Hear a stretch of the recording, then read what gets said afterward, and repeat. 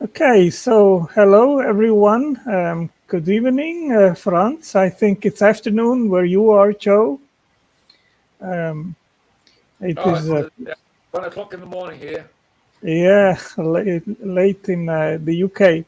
That's right. So it is a pleasure to have Joe Marino and Franz from Habsburg with me on this live stream where we will talk about the Shroud of Turin. And I would like right to start with my first question to Franz. You told me that you started to learn about the shroud about 45 years ago.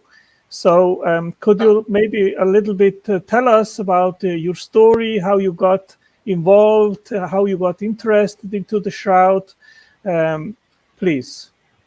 yeah. Well, I was, and in fact still am, in the film industry. So photography is my thing. And I'm not quite sure how I met, but I met David Rolfe. David Rolfe made the very first film called The Silent Witness. It was released in '78. You know David Rolfe?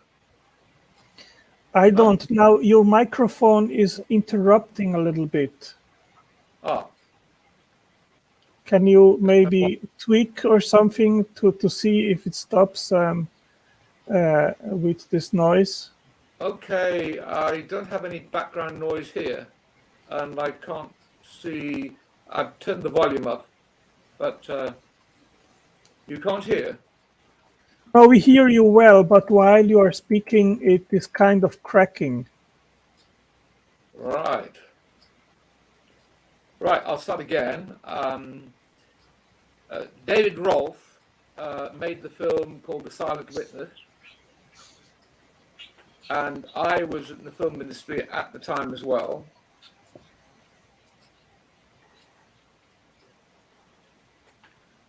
Yeah. Wait a minute. We're just having a. Yep. Okay. Well, there's that. Okay. Yeah. Well, I was in the film industry. I was actually working with Rax at the time, and I don't know how I met David Rolfe, but he was making a film, and he invited me over to his office, and he was the first person actually to tell me about the shroud. So I thought, this is interesting because um, we were obviously looking at photographs, and as photography is my thing, I thought, well, this is very interesting. Let me look. So shortly after that, he then put me in touch with Ian Wilson, and before I knew it, I was on the committee, British Society for the Turin Shroud. We used to meet every week, in fact. Very interesting, and we had a very good group. So that's how I began. Interesting. How about you, Joe? Well, I just actually saw a book in 1977 called "The Fifth Gospel." Had a picture of the face on the cover, the negative, with the lifelike face, and it was subtitled "Is this the face of Jesus Christ?" And I had never heard of the shroud up to that point, and it looked like interesting reading to me. So I bought it and read the book in one sitting and was just absolutely fascinated by it. And there wasn't very much information disseminated in the United States at that particular time. The shroud was much better known in Europe, um, but that was actually the year before the STERP team went over to Turin to study the shroud for 5 days. So it was just gradually started to get in the news. Um, and I looked at the bibliography in the book and started collecting materials, the few books and articles that were available. And then I contacted the Holy Shroud Guild in Esopus, New York, and got some materials from them as well as some 35 millimeter slides. And within a few years, I started lecturing in the St. Louis area. And eventually I started going to conferences and contacting the scientists. And it's a subject that really hooked me. I've kept up to the minute on it ever since. It's never let go. I think it's the most fascinating object on the planet. And if it, in fact, it is the burial cloth of Jesus, I believe it's been worth every second of my time. I have literally spent thousands and thousands of hours over the course of now over 46 years. DNA of the blood. And that's kind of the basic backstory.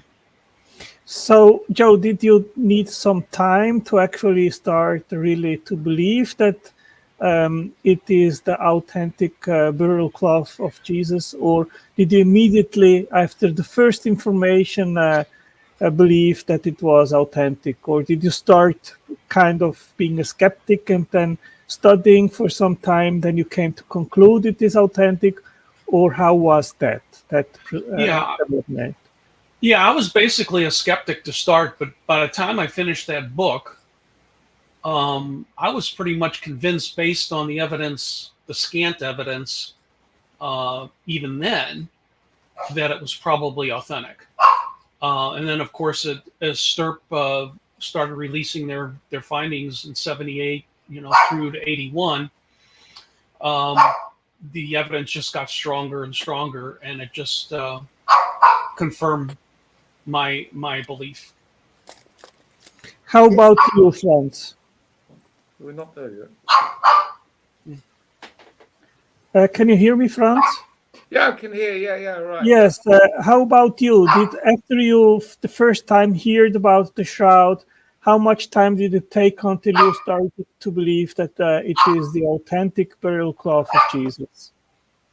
Well, our group, we were deliberately objective, because by being objective, we were able to earn the respect of very eminent scientists who gave us their time. The most important person I pulled on was a Professor James Cameron, who was a very famous criminal pathologist. Now, here's a man who would go to a court of law, stand up in the witness box and give evidence. Therefore, he's not the sort of person who would put his professional reputation on the line. I had very many sessions with him. We went through all the photographs, and as you know, you've seen these here, typical there. This is, you're not familiar with that, yeah? And Taffy, we used to call him Taffy because he wasn't Welsh, in fact, he was Scot. We went through it bit by bit by bit, and eventually he came to the conclusion that this is not a painting, because he could see that, as a pathologist, he could see all the details, and he could say, yes, this is the, this was a picture, a print, in fact, a photograph of a crucified male. And he was, as a pathologist, he was willing to say this is genuine. And furthermore, not just any man, but we could analyze, we could say, look, from the records, yes, he had so many scourge marks, which was the number allowed, as you know, maximum, and also that he was Jewish. There's a small, strange mark on the forehead, just below and between the eyes, just between above the, which we believe is a phylactery. That is very much emphasized in the early icons. And if you read Ian Wilson's book, he demonstrates that the very early artistic impressions of Jesus was that he was clean shaven in the style of a Greek god. But what was now accepted was that the shroud in that at that time was folded, because to the Jews it was considered unclean, so it was folded such that you could only see the face. And for a long time, therefore, that's all that the people had, was the face. And from the face, in fact, we believe that that was a template for the early icons. And if you look at the face and the early icons, you can see exactly how the icons evolved, the beard, the eyes, and especially if you notice, if you look at any icon, there's a kind of a strange little shape here.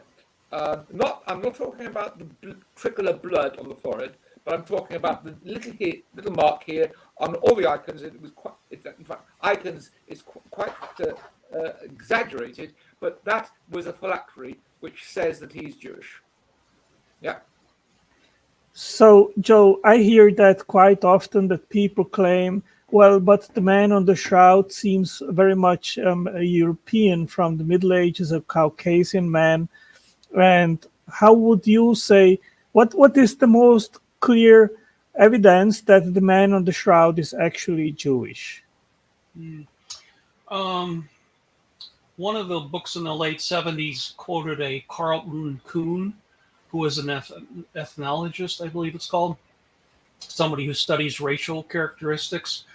And that expert said that the man was definitely, I don't know if he said Middle Eastern or Jewish, but he was a professional, and he thought he was Jewish. Anecdotally, I like telling this story because it was so striking. I was in Israel, I think, in 1993, and we had a Jewish tour guide take us around in his taxi or car. And I remember sitting in the back seat, and through his rear view mirror, I could see only his eyes.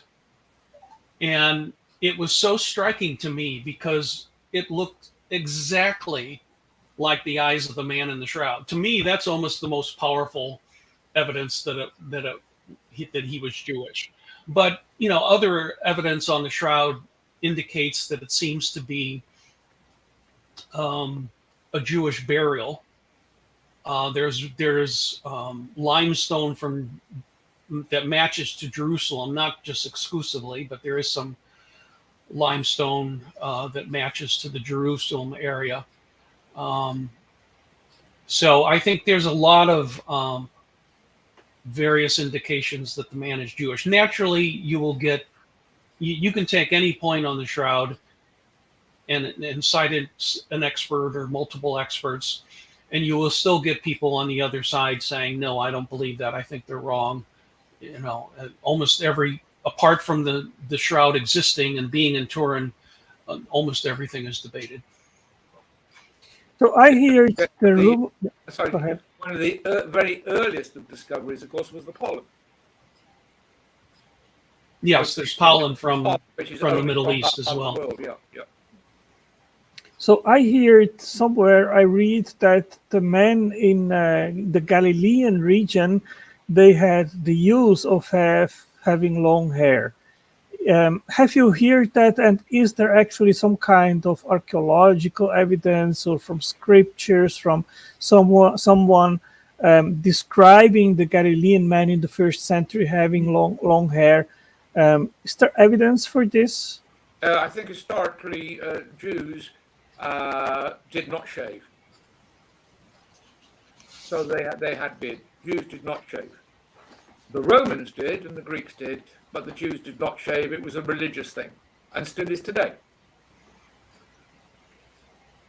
Right, yeah, I hear quite often the claim that the man on the shroud had long hair, and that the Bible says that this was forbidden, and that's therefore the man on the shroud couldn't be Jesus. Well, lots of Jews of the Old Testament had long hair. Samson. I mean, there's laws and Orthodox Jews today still keep long hair. Yeah. A lot of these people that make objections really have little to no knowledge about Jewish customs and stuff. I like to point out to people you know, especially the ones that read their English translation of the Bible and, you know, say that the Gospel of John says that they're strips and therefore Jesus was wrapped like a mummy. And, you know, I mean, they don't even take into account the synoptic gospels, which say he was wrapped in a sindon, which is a long linen cloth. And I also like to point out that there's a Jewish scholar named Rachel Heck-Lilly, who just died, I think, about 2 years ago. She has a book, and it's available on Amazon. The print book is really expensive, but you can get the Kindle version for about $10. It's about Jewish burial customs in the Second Temple period, which is when the first century falls within that period. And her book is about 600 pages. Okay. And, you know, most people wouldn't think of consulting something like that because they think they can read their Bible and have all the answers. You know, the Shroud requires some research. It's literally the most intensely studied artifact in human history. And of course, when I say that, I know of a certain skeptic who's already contested that. Okay, call it even one of the top 2 or 3 most intensely studied artifacts in human history. And there's a reason for that. It's that we have not solved all the issues, and it's not as simple as people usually make it out to be. Yeah. Although I prefaced my remark by saying that we were deliberately objective, those who are very anti are also very, very well-known atheists. And I once had a very long conversation with a woman by the name of Dorothy Smoker, who is president of the National Secular Society, who's a strict sort of atheist. And I spoke to her for a long time. It was a telephone call for about an hour. And eventually she painted herself into a corner, couldn't get out. And so her only escape was to say that, oh, Jesus is fictional and historically never existed. That was her only way of getting out of the argument. Amazing. Yeah. And also, I had a problem with a group of Muslims at one point, and they actually faked the image of the shroud to move the point where the spear went into the side, move it so that it would be a non-fatal wound, so that he wouldn't be killed. So that's the sort of the other extreme that I've come across. Yeah. But I think one of the most astonishing things, well, Taffy, for example, in fact, Taffy was genuinely impressed, and he said, you know, he could see as a pathologist all the minute detail. But one of the most astonishing lectures we had was for a woman from Harwell. You know Harwell, nuclear research centre in the UK, and she had done a spectral analysis. I don't know how well you are on physics, but you know spectrometer. Yeah. You know, you look through a spectrometer and you can tell you what exactly the elements are. Anyway, she did a spectral analysis, and then she made it very simple. And she concluded by saying that the image on the shroud spectrally is identical to something that you've all got in your home. What? We couldn't believe it. What was it? She said, your ironing board. That golden brown scorch mark on an ironing board, you all know it. It is a scorch mark. As purely simple as that. And of course, we now know that something happened within the shroud. And let's cut to the quick here. That body dematerialized, and as it did so, gave off a burst of energy. Now that means that if you've got a body which is contoured, covered with something which is relatively flat. Now, I know from my simple physics, and I used to teach this when I was teaching film. Do you know the inverse square law? I've heard of it. The inverse square law If you've got a light source here and light 1 foot away on a surface has a certain brightness, if you double that distance, the brightness here is not a half but a quarter. There's a direct correlation between the brightness here and the distances travels. Yeah. So therefore, by looking at the shroud, the image, in fact, it's a three-dimensional print. And I proved that. In fact, I had some friends at NASA, and they ran they just did the face, and they ran it through their computer, and they digitized it. And here it is. I can see it's here. Look, I'll show you a bit of it, but it's just a whole row of. I'll hold that up there for a minute. Can you see those numbers? Yeah. This goes on quite a few pages. Columns and lines, and each value varies between 0 and 256. In other words, an 8-bit print. And each number represents a pixel to the level of 50 microns, the size of 50 microns. And there's something which I have not got here, but I must find in my file. I took the value of the pixels down the face, right? Because I've got that here, and I drew a graph, and I got a perfect profile.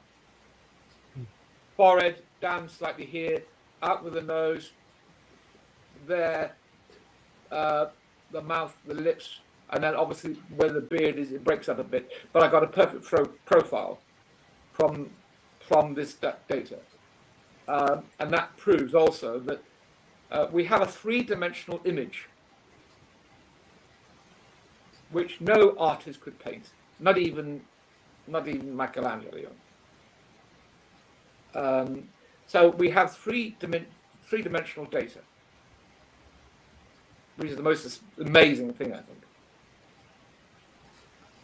Joe, would you like to add something on this? Well, I guess this is a good point to say that the image on the shroud is very superficial. You know, a thread is made up of maybe 120 microfibers, and the image resides only on the top 1 to 2 microfibers. So it's very, very superficial. And when they looked at, slides under the microscope, they found that one thread might be colored and the one right next to it might not be. So that mitigates against an artistic endeavor right there. It's a very strange dynamic there. So it points to something very unusual. And of course, the fact that it's negative and 3D and superficial, all of those, I think, mitigate against an artist doing it. Could I go back to one more point about your question about the Jewishness of the person? Sure.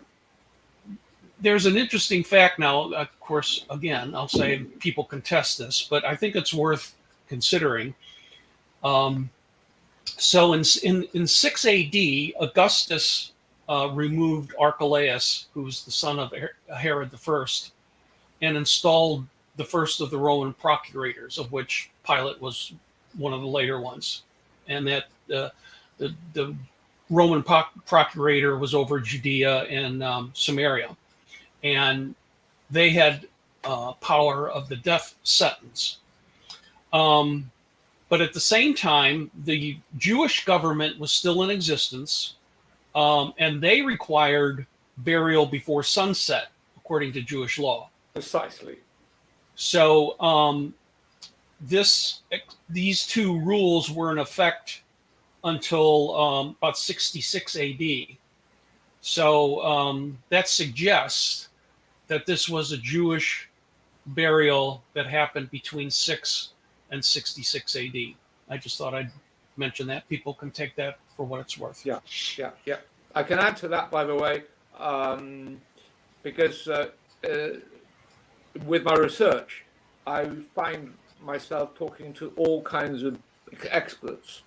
I've already mentioned, for example, toxicology, because it is also what we call a thin layer chromatograph. But I then entered the very interesting subject of speleology. That is the study of temperature and humidity in caves. And taking a typical cave in the Holy Land, taking the temperature and the humidity there, if you've got a corpse wrapped in a piece of linen which is organic, eventually the body would decompose and contaminate the linen. Right. So therefore, the linen and its body would have to be separated. Otherwise, of course, the linen would not exist today. And studying speleology and those temperatures and humidities, the bottom line is that the body and its shroud would have to be separated before, amazingly, 3 days were up. What a coincidence. They'd have to be separated. Yeah, most shrouds would disintegrate with the body, exactly. Precisely, yeah. So in other words, the local speleology confirms that. So what do you say, that the shroud, the linen, was not in touch during the time that the body covered, the shroud covered the body? I don't know what exactly the time period No, I'm was. saying that the body did not enter a period of decomposition. Of course, it had herbs and various spices covering it as well, of course. But it is Yes, now generally believed that the body dematerialized, leave it with a slight burn, because it was confirmed by Harwell that in fact is a scorch, a very, very light scorch mark.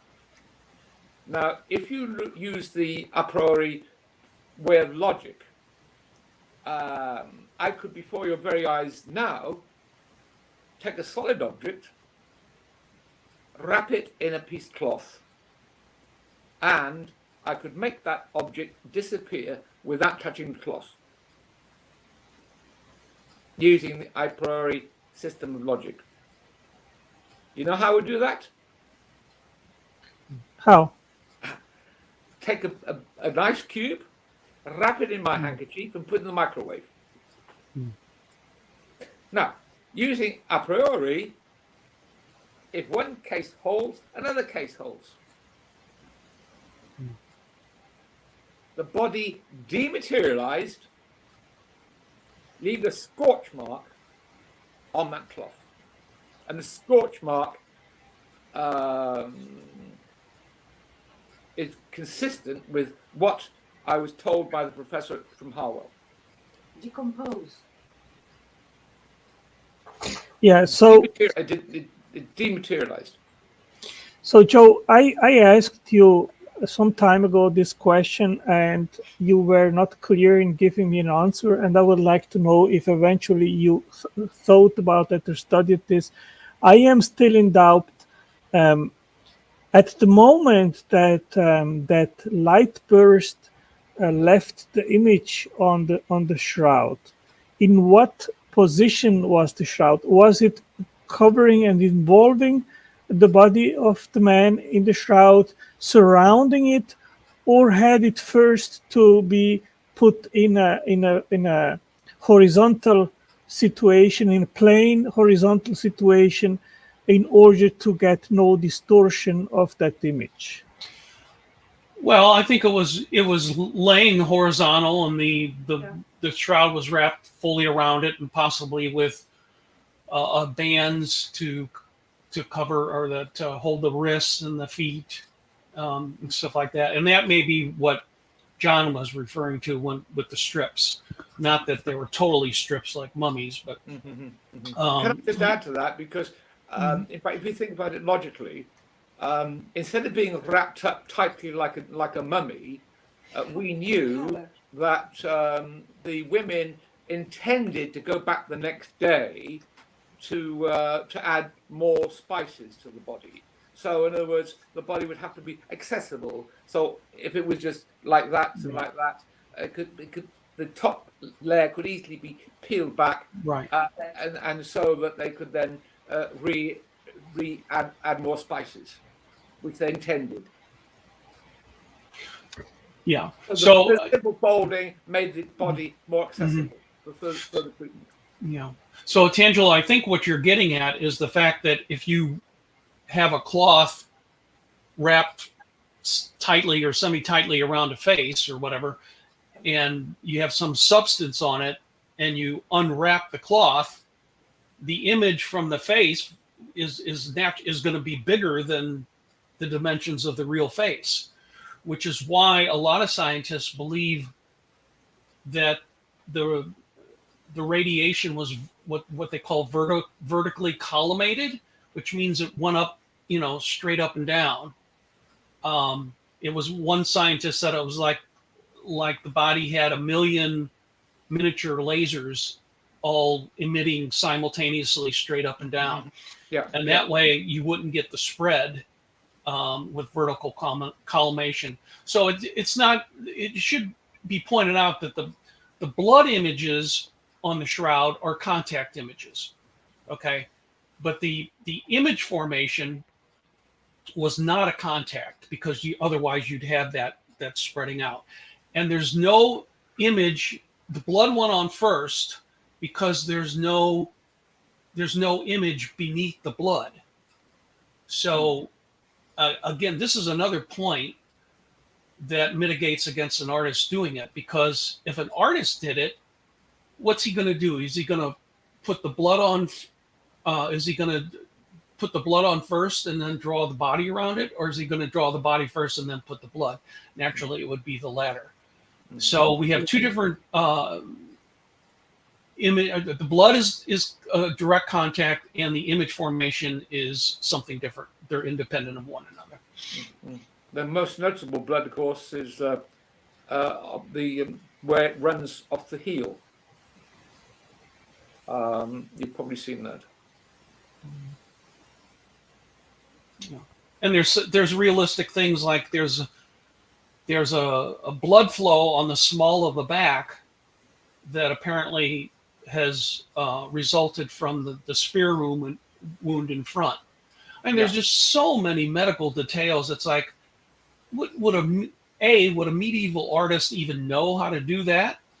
And B, why would he do it? I mean, you could draw a stick man in the Middle Ages and say it was Jesus, and you'd have some people believing it. The shroud is just simply much too elaborate for a medieval forger to have done it.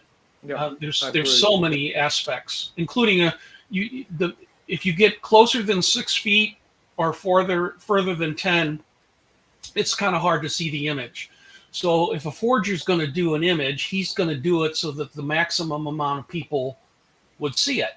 Yeah. And why would he make an image that was hard, that had to be in a optimum range to see it? He'd try to fool as many people as he can, and it would make the image accordingly. Yeah. The blood, for example, the blood flow from the wrist goes down. There was obeying gravity, but it was consistent with the arm being held out like that, as it was.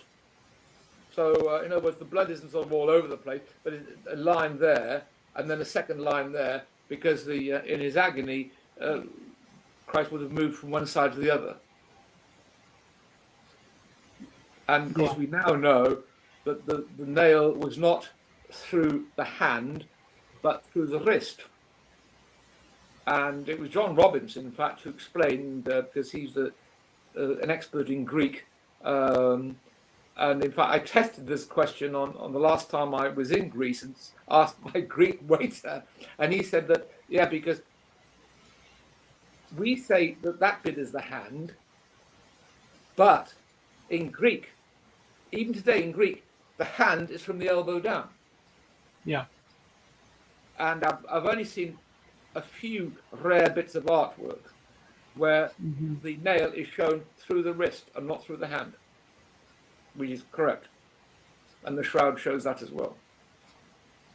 Yeah. But So the artists of that time wouldn't have known that. The artists of that time would have put the nail mark through the hand. absolutely. Yeah. So again, So we have knowledge here which comes after the knowledge of artists of that time. So, Joe, I would like to ask you a question which is certainly of your expertise. That is about the patch hypothesis, that the part which was tested with the radiocarbon C14 was not the genuine cloth, but was kind of a mixture between a part which was the genuine cloth and the other part was a patch which was added to fix the shroud in the 16th century or something like that.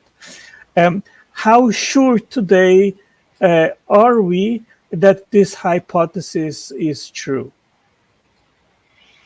Well, I could say I'm going to be giving an updated version of that paper to the Mexican Center of Syndenology in late August. I'm giving it virtually. And I have an hour to present that. I also have an expanded version, which I'm going to publish on academia.edu after my presentation.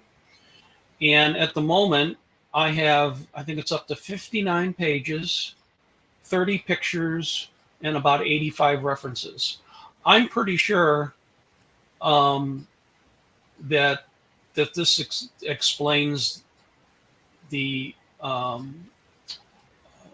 skewing of the C14 date. I've got a lot of experts. There's people on STIRP. There's other scientists. There's a group in Italy. There was a group of 9 scientists at Los Alamos National Laboratories that confirmed some of Ray Rogers' work on that. I think the evidence is very strong. I think it has empirical evidence that none of the other theories that try to explain why the C14 dating was off has. A lot of the even the radiation theories by various people. Some people use radiation to explain the image formation. Some people use radiation to explain both the image formation and the skewing of the C14 data. But a lot of those hypotheses are very speculative. Now, they could be proven plausible, at least some of them, but further testing would be needed, and I don't know if that's going to happen. But I think the empirical evidence that I've gathered, that my late wife and I have gathered since 2000, I've been working on this 23 years now. I would suggest people read the paper when it comes out on Academia and see what they say. I think the evidence is super strong. And if people would like to be informed of when it's out, I have an email list to which I send out information, the latest news, podcasts, videos, articles, and I generally send it out once a week. If they would like to be added to my list, they can send an email to me at jmarino240@aol.com. Everyone is blind copied. If you get on the list, you can ask to be removed at any time. And of course, when my own article comes out, I will list that there, and people can stay informed of the latest Shroud news if they get on my Shroud email list. That's jmarino240@aol.com. Yeah, I can put it in the description link of the video afterwards, so anyone interested to get the news can write you afterwards and then be put to the list. Now, in my study, Before I continue, I would like to know, would you like to add something, Franz, on what Joe just said, or should I go on with the Well, next I point? could mention, for example, you should have this book, dated March 77, and this is the work of Stirp at that time. It was, I should say, the Bible, and it has a lot of technical detail, and it's a big inch book. I will send you the details of this. Cool. Yeah, I think certainly the radiation theory would certainly upset the C14 reading.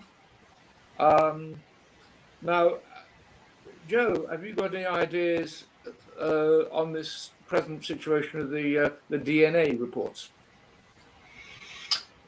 Do you mean so far as trying to, if it's Well, the blood analysis. Jesus's the blood analysis? Well, the DNA on the shroud there is going to be a mixture of things. There's no full sequences. If people are worried about Jesus being cloned, they can stop worrying because that can't happen. There's been DNA studies on where the shroud may have originated. What's the author's Italian names? Baccaria, I think. I forget. So there are some articles out there, but I don't think much can be done with DNA. Everybody that touched the shroud and put their hands on it has left their DNA. We know more about dissemination of DNA since Stirp did their work in '78, and we certainly can't. We don't have Jesus' original DNA to compare it with anyway. So, and we don't have the full sequencing of any of the strands. So, it might be useful for that. The geographical indications that there's talk of it, DNA from India and different places. It'd be great to know where the shroud originated. I've heard many different theories in Syria, India. I saw a video the other day. A doctor said he believes it was originated in Rome, but it certainly seems to be possible to have originated in Jerusalem in the first century. It was a rare type. Is consistent with types found in early Egypt. Yeah, the herringbone weave goes back to the BC period. Yeah, that's right. So it's a very expensive cloth, and that actually fits in with. We know the Gospels tell us that the cloth came from Joseph of Arimathea, who was a rich man. So Joseph buried him in his own tomb, and apparently had this rich shroud for himself, but gave it to Jesus. So why would a criminal of Jesus's nature be buried in a rich shroud? Well, it actually fits with the gospel narrative that he was given a special burial, and that makes sense. Yeah. I could actually add. I don't know if humor is allowed here. Yes, of course. But because I think Joseph Arimathea, he went to Pilate and asked for the body, and Pilate said to him, "Oh, this is very generous of you. You're giving your own personal tomb for him." And Joseph would have said, but it's only for the weekend." Okay, I've never heard that one, but that's a pretty good one. Yeah. Well, we have a question here. Do we say that it is a modern witness to today's doubting Thomases? How far do we go with that?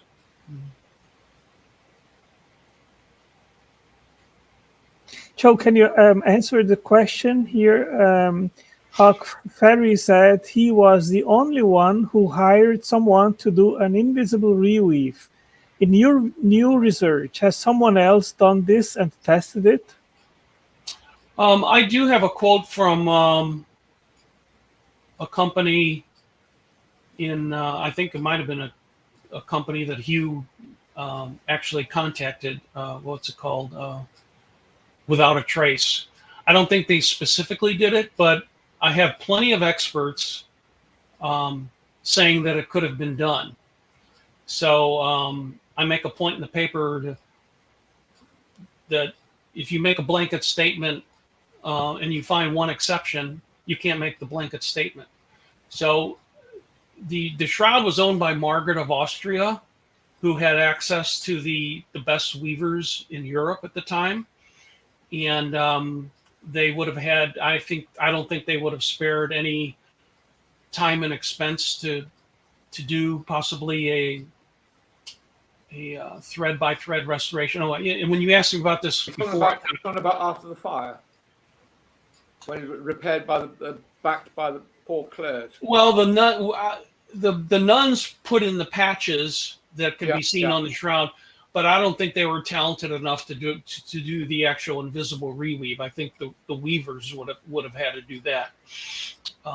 So originally we thought that there was like a whole area of first century cloth, and then trying to get my hands oriented. It's always backwards on when you do it on the camera.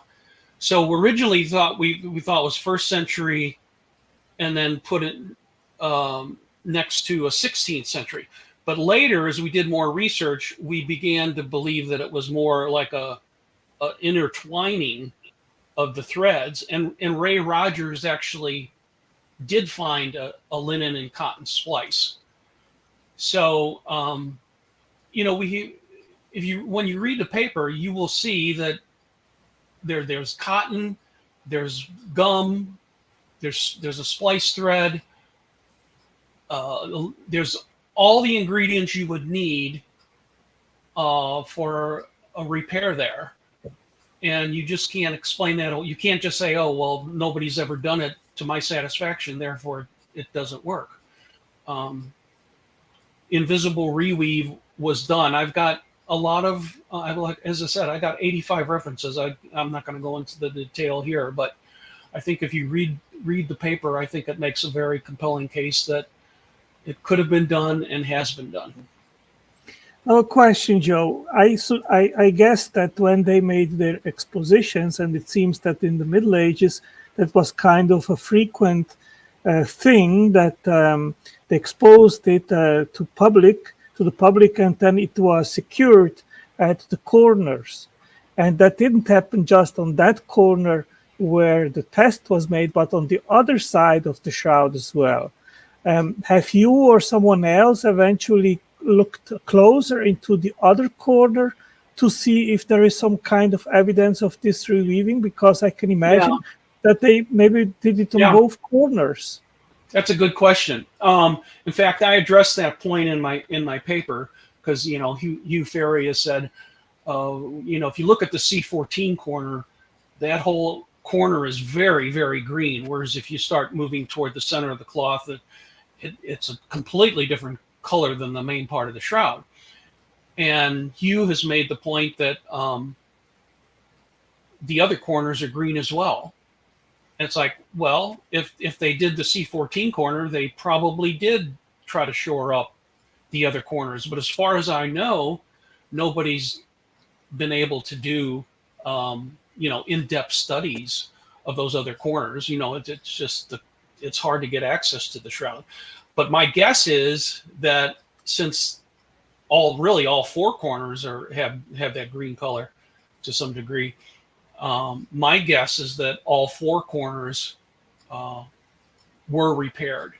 And I also want to say that I don't think it was just an invisible reweave, because I quote in my paper a Swiss, I don't know if you've ever heard of Tangelo, Maria Grazia Ciliato. She was Swiss. She, I think she lived in Italy most of her life, though. She died about 5-10 years ago. And yes, I fear the first. She wrote the book. I think she was the first that had this idea of the reweaving together with She brought out, she yeah. proposed an idea that it was repaired. Sue and I weren't the first one to come up with that. We just kind of developed it further than Yes, anybody else had. I mentioned her together with I don't know how you say it in English, Meacham or something. Bill Meacham, Meacham Meacham, brought that up as well. Yeah. And Paul Maloney, the late Paul Maloney, Right, I mentioned the tree. mentioned a what was his name? Stuart Fleming, who was a textile expert. He said a medieval restorer could have repaired it to the point where nobody could recognize it. So the idea has been out there. So I think it's very possible, and I've got textile experts and scientists and chemists, and we've got the empirical work by Ray Rogers. I also want to point out that Ray Rogers was literally the only person on the planet who could have proved or disproved the invisible reweave theory, because he was the only one that actually had samples from the main part of the shroud. He had those from 1978, and he was allowed to have those. It wasn't like he took them or anything. And then he was also given in 1979 some of the threads from what's called the Reyes sample, named after Dr. Gilbert Reyes, who was given some threads in 1973. And the Reyes sample was literally right next to where the C14 sample. So when Rogers heard of our theory, our hypothesis, he thought that Sue and I were part of the lunatic fringe, and he wasn't afraid to say that. And he got out his Reyes threads in the main part of the sample, and he thought he was going to prove us wrong in 5 minutes.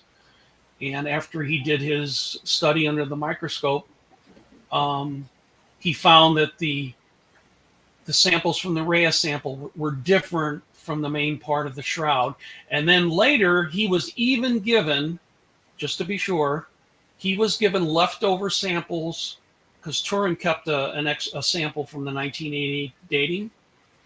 And he was given some threads from the center of the reserve sample.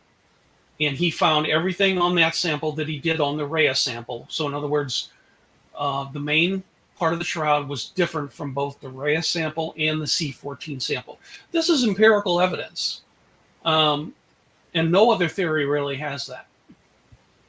So can it be that the Reyes sample was also a patch which was put on the shroud while they were fixing it?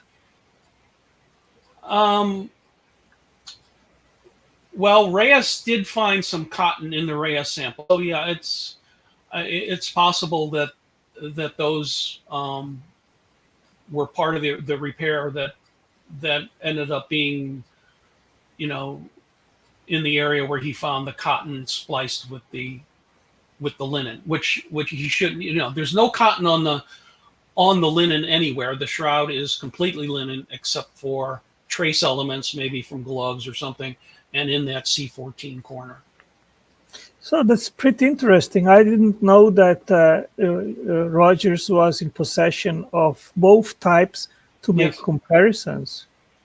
Yeah, and like I say, he was literally the only one that had both. So, and he was a renowned chemist, and I think he was a man of integrity. He said out loud he hated to say that he thought Sue and I were right, because he thought we were lunatic fringe, but he had the integrity to go where the data led him, and he ended up saying he thought we were right based on the data. That's what scientists are supposed to do. They're supposed to go where the data leads them, and unfortunately, a lot of scientists don't do that. So did he die being a believer that the shroud was authentic, or did he remain a skeptic till the end? At the end, he believed that I think the way he phrased it was something along the lines of, I believe this very well could be the actual burial cloth of Jesus. He wasn't 100% sure, but he was reasonably sure that it was. Very interesting. Franz, do you want to add something? Well, going on that those last few words, yes, I believe it's genuine as well. Right. Do you want to add something to the patch theory of Joe, or shall I ask a different question? I'm not au fait with the second weaving. I haven't read up on that one. Okay. Yeah, I am pretty sure that besides the patch hypothesis, Joe, another very powerful evidence is the Sudarium of Oviedo, and I have studied in depth. I've made videos. I think you've seen them, and since the Sudarium is both historically confirmed at least to the 6th century and also radiocarbon dated to the 7th century, and the evidence points to that it covered the same body, the same man, then that already disproves the radiocarbon C14 test from 1988. Right. I agree with that. There are several prominent shroud researchers that have studied both, including Dr. John Jackson, Dr. Adler studied both. And I think the evidence is very strong. There's a English scholar that lives in Spain, Mark Guskin. He's a classical scholar. He believes that that they match. I think there's very good evidence that the Sudarium did wrap the same man as the shroud. And as you say, since I think the first recorded record of the Sudarium goes to as far back as 614. So if they did wrap the same man, then the carbon dating is definitely off by 700 right there, and you can make a plausible case to get back to 1st century as well. But I think the evidence is strong that the Sudarium did wrap the same man as the shroud. Yeah. Another point which I think is fascinating are the apocryphal gospels, which actually have some stories about the shroud. And maybe you can say something about that, Joe.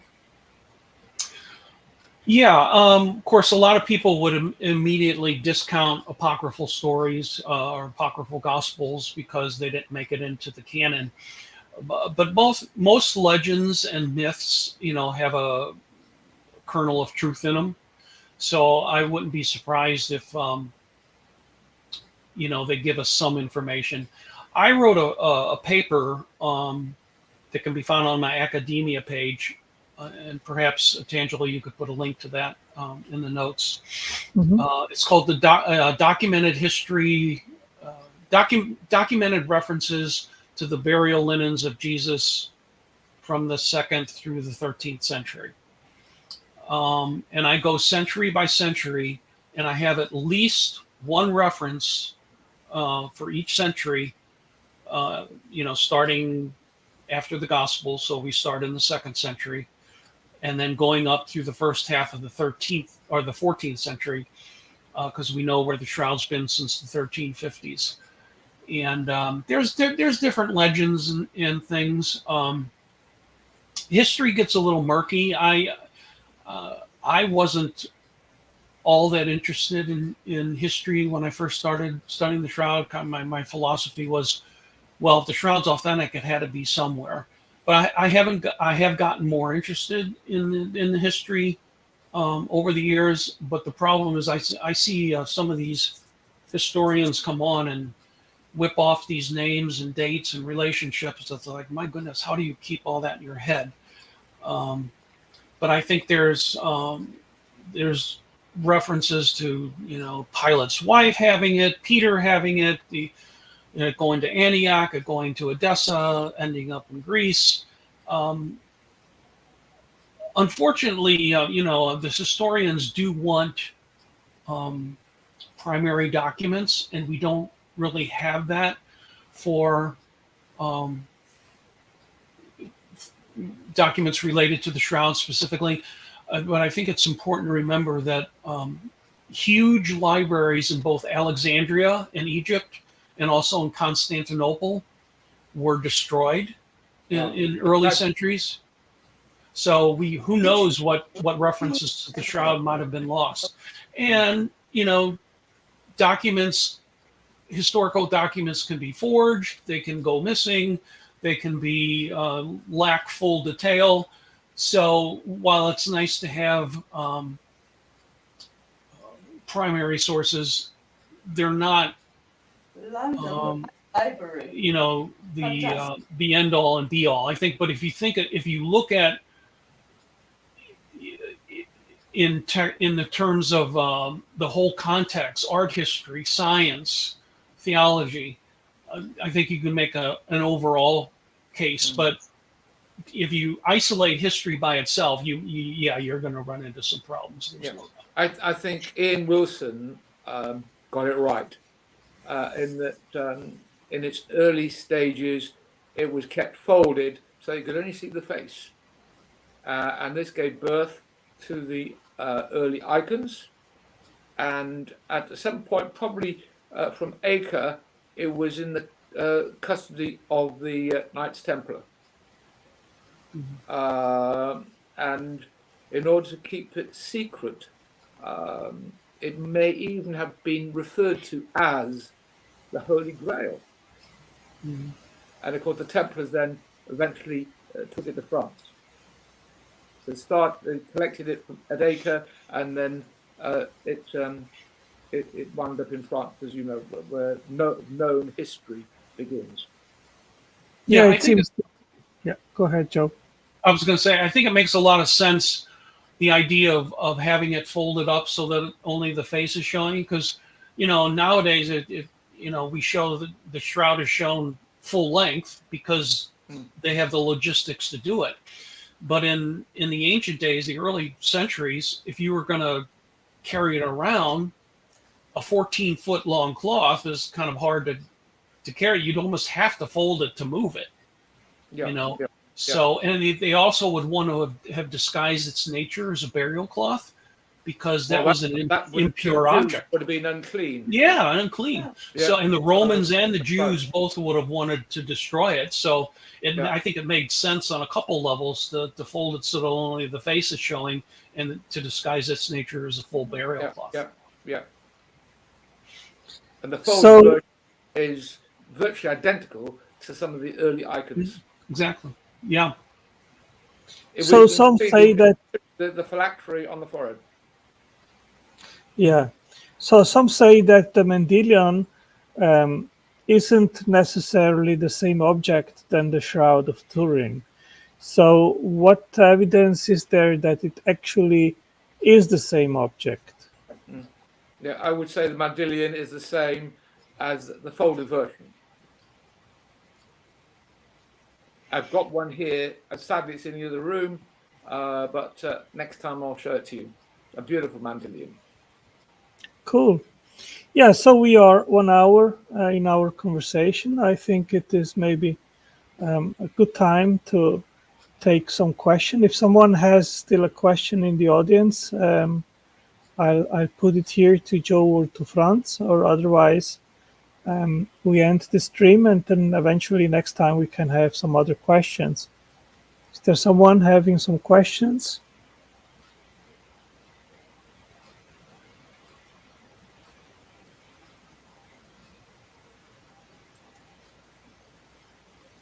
So, question for Franz. Is he familiar with alternative histories like the image of God, incarnate theory by Jack Marquardt? The image of God incarnate. Well, we regard Jesus as God incarnate, so I'm not quite sure the reasoning behind this question. Alternative stories. Well, it's. I think he's saying it's basically another cloth known to history, but very few people have heard of it. I mean, most people have. With respect, I don't think that's a question about the shroud. It's a question about, is Jesus God incarnate? No, it's about a cloth known as the image of God incarnate, which is kind of like a rival to the image of Edessa. You mean the Mendelian? Well, a lot of people believe that the image of Edessa became the Mandylion once it was taken to Constantinople in 944. Right. Yeah. But Yeah, Jack Marquard, who's a Shroud historian, talks about something known in history called the image of God incarnate, which Jack Marquard thinks is a separate cloth from the image of Edessa / Mandylion. Right. You ought to get Jack Marquardt's book. It's called The Hidden History of the Shroud of Turin. Franz, I think you'd find that very interesting. Okay. Right. We're not talking about the other cloth. No, we're not talking about the image of Edessa or Mandylion. It's a completely different cloth. Yeah. Another question, Joe, which comes in my mind, is there some further evidence that the shroud that the Carni, I think the bishop from France there, he said that it was a painted shroud. You remember? Yeah. And there is some hypothesis that he was talking actually of the Shroud of Besançon, I think. Is there some further evidence that back then, in 1350 or so, there was already around that other copy of the shroud that they were actually referencing to? Yeah, I wrote a whole article on that and got some feedback from a Canadian researcher named Mario Latendestre. The whole history of the Shroud of Besançon is very contested. If you look at the sources, there's like a several 100-year gap between scholars of when they believe that cloth existed. So obviously that's a problem. You know, if it's that wide of a range, whatever theory you put forth is going to be effective. So as I say, history is very murky at times. I try to leave most of the details to the historians, as it's too darn complicated for me. Yeah. So there is not much evidence or something to back up that story that eventually it was around already back then. Yeah. It's questionable at best. Yeah. Mm-hmm. Yeah. I wasn't sure whether or not in the previous question there was the intention was to ask about the Veronica. No, that's another kind of red herring. Another aspect of the whole art history story. Yeah. And that brings into the question. Some people believe the Veil of Montepello is the Veil of Veronica. That gets a lot of people think. Now we must stay on the shroud. Yeah. Which is actually very ugly. I hate it. I think the Montepello image looks artistic to me. That's yeah. Some people believe it's all that. Yeah, we have another question for both. Was the body washed or not? If so, why are there some blood stains on the arm that flow at various angles consistent with being on the cross? I go for a partial washing. Any thoughts? Partial washing. Well, not washing per se as we know it, but obviously they when they added various herbs and spices, didn't they? The Magdalena went and took care of the body. This is an interesting thing, because you read in the Gospels that they brought 75 pounds of myrrh and aloe to embalsamate the corpse, but there isn't much of it on the shroud, and there are just very few traces on the sudarium. Is it possible that they didn't have enough time to actually do the work because it was late, and that they had the intention to do it the next day? Not only was it the Sabbath, but it was actually the Passover, the very holy weekend coming. Yes. So they didn't have time. No. And you can't actually stop blood flow.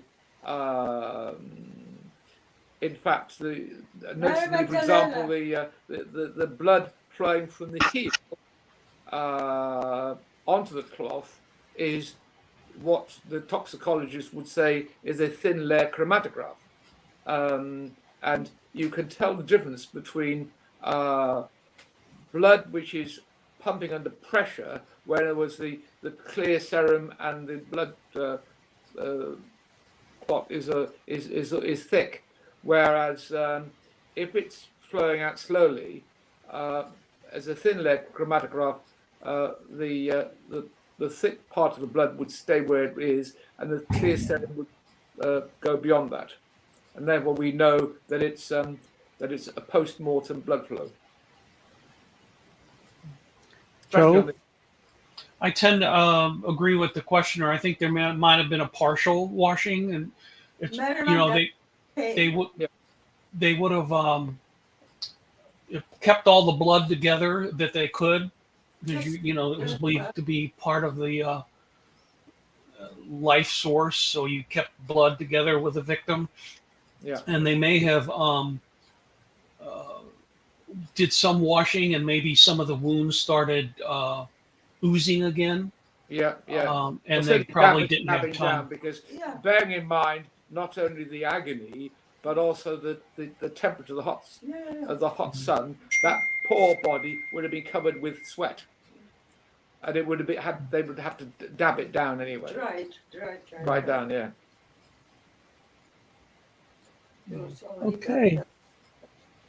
Okay, so I think that's it.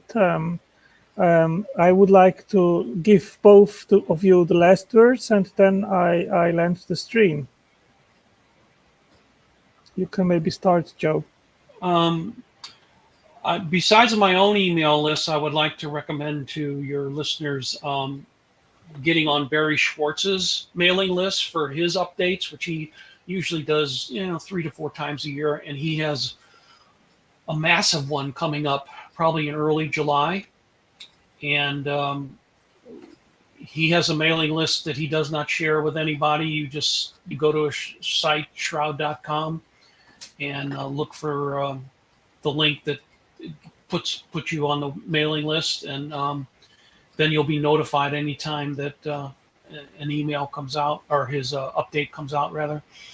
And Barry's site is just kind of a one-stop shop. It's been going for 27 years.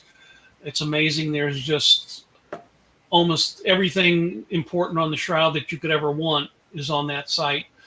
So I suggest to your listeners that they partake of Barry's mailing list to get on his update list.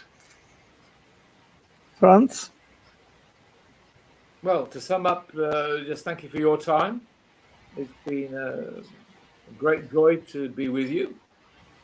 And I will let you have my email so that we can continue our conversation. Wonderful.